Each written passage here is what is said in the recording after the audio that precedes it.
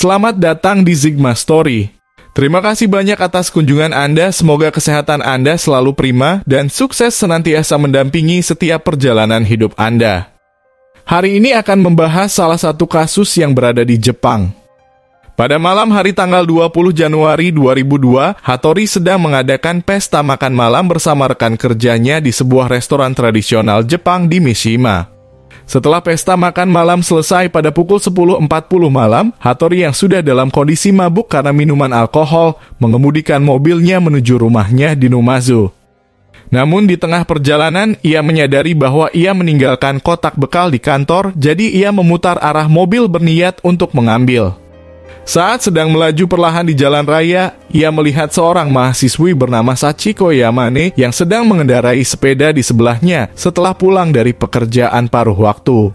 Sachiko adalah seorang mahasiswi jurusan bahasa Inggris di Universitas Sophia. Hattori yang dalam kondisi mabuk merasa tertarik pada Sachiko yang muda dan imut. Lalu ia membuka jendela mobil mulai mencoba membuka percakapan dengannya, tetapi Sachiko tidak tertarik dan mulai mengabaikannya sambil mengayuh sepedanya. Hattori adalah seorang pria yang memiliki kebiasaan aneh, di mana jika ia mulai tertarik pada sesuatu, ia harus mendapatkannya. Sekitar pukul 11.40 malam, Hattori menginjak pedal gas lalu mendahului Sachiko sebelum akhirnya menepikan mobil sekitar 500 meter. Ia keluar dari mobil dan bersembunyi menunggu Sachiko datang. Tidak lama sepeda Sachiko terlihat, kemudian Hattori mencoba menghalangi dengan meletakkan sikunya di keranjang depan, serta menahan roda dengan kakinya. Sambil tersenyum, Hattori kembali mengajak Sachiko untuk pergi bersenang-senang bersamanya. Sachiko terkejut dan berusaha tetap tenang serta kembali mengabaikannya. Melihat reaksi Sachiko, Hattori dengan paksa menarik lengannya dan memaksa Sachiko untuk masuk ke dalam mobil. Perlakuan itu membuat Sachiko berteriak dan memberontak, tapi karena sudah larut malam serta kondisi jalan yang sunyi, tidak ada siapapun di sekitar yang bisa menolong. Hattori segera mendorongnya ke kursi belakang mobil, lalu mengunci pintu dan membuatnya terjebak di dalam mobil. Sambil mengendarai mobil, Hattori mengancam Sachiko untuk tetap diam atau sekarang dia akan membunuhnya. Mendengar ancaman Hattori, Sachiko segera merasa ketakutan yang begitu hebat hingga tubuhnya menjadi kaku. Beberapa waktu kemudian, Hattori memarkir mobilnya di tempat yang sepi, lalu ia pindah ke kursi belakang mobil dan melepas pakaiannya, kemudian ia melakukan pemerkosaan. Setelah melepas semua hasrat bejatnya, dia mengancam Sachiko yang sudah kelelahan dan tidak berdaya sambil berkata, "Kamu telah melihat wajahku dan melihat plat mobilku. Jika kamu melaporkan kejadian ini ke polisi, aku akan membunuhmu." Hattori berencana untuk meninggalkannya di tempat yang sepi, lalu pergi menghilang. Saat dalam perjalanan, dia menerima sebuah panggilan telepon. Ternyata panggilan itu dari teman Hattori yang merupakan sesama pengguna narkoba. Dia mengajak Hattori untuk melakukan pesta narkoba bersama di rumahnya. Temannya mengatakan bahwa dia membutuhkan jarum suntik dan meminta Hattori untuk membawakannya. Hattori merasa tergoda oleh ajakan tersebut dan memutuskan segera kembali ke rumahnya terlebih dahulu untuk mengambil jarum suntik sebelum mencari tempat di mana dia meninggalkan Sachiko.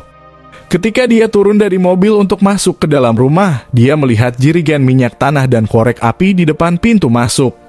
Hattori mulai mempertimbangkan tentang kemungkinan Sachiko yang berencana melaporkannya ke polisi.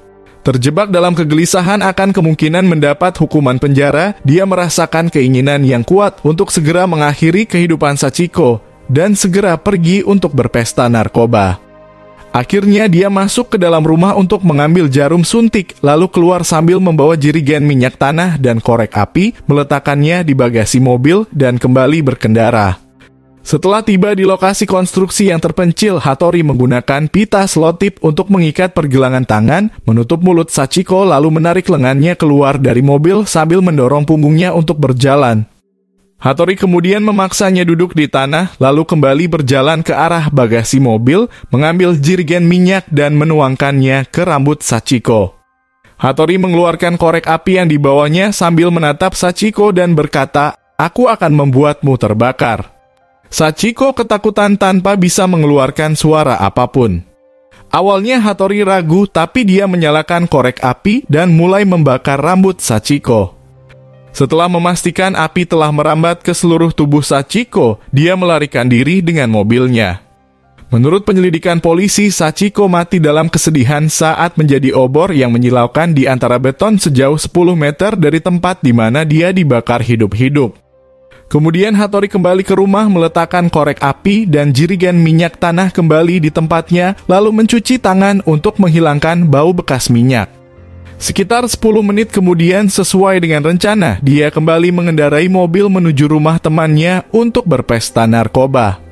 Pada tanggal 23 Januari, dia pergi ke kantor seperti biasa dengan wajah polos tanpa merasa berdosa. Setelah pulang kerja, Hattori membuang sepeda Sachiko yang diletakkannya semalam di pinggir jalan ke muara Sungai Kano di kota Numazu. Kemudian Hattori membuang sebagian barang milik Sachiko ke dalam tong sampah di berbagai tempat di kota, sementara sisanya direncanakan untuk dibakar di rumah temannya. Untungnya mayat Sachiko dengan cepat ditemukan sekitar 30 menit setelah Hattori melarikan diri. Seorang sopir truk yang sedang melintas di sekitar lokasi kejadian melihat kaki manusia yang terbakar dan segera melaporkannya ke polisi.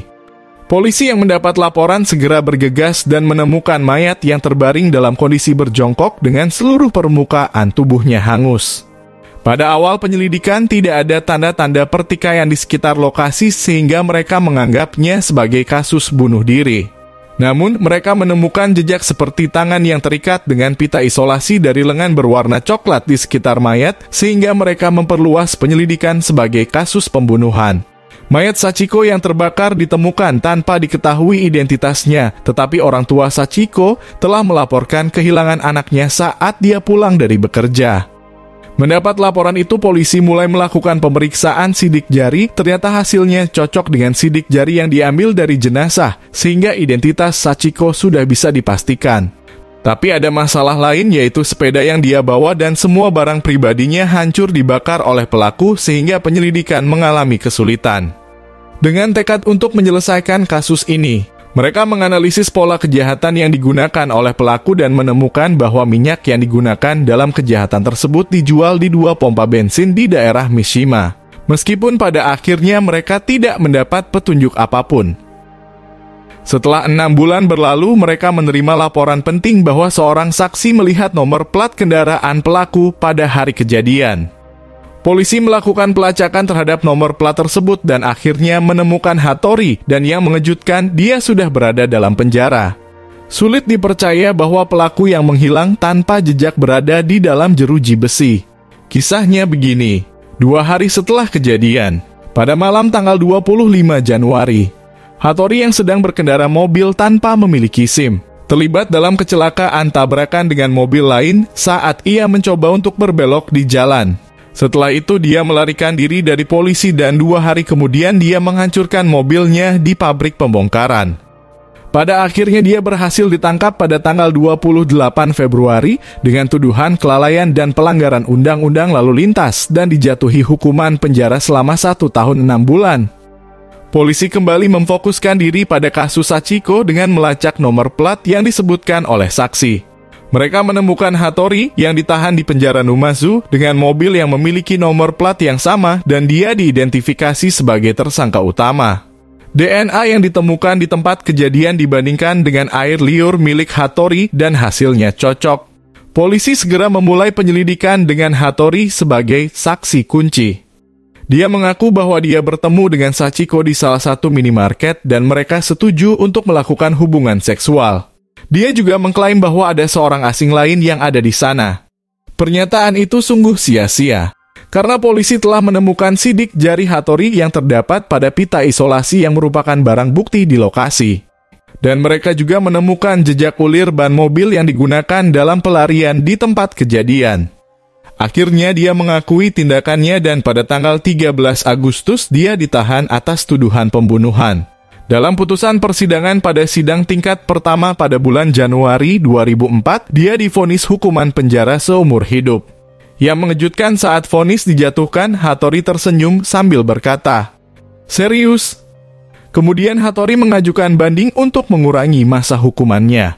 Hasil dari putusan banding pada tahun 2005, vonis hukumannya di tingkat pertama dibatalkan dan digantikan dengan hukuman mati. Ada juga kesaksian bahwa sikapnya yang tidak menunjukkan penyesalan telah mempengaruhi opini hakim. 7 tahun kemudian pada tanggal 3 Agustus 2012, dia dihukum mati dan dieksekusi di penjara Tokyo. Itulah kisahnya, terima kasih telah menonton.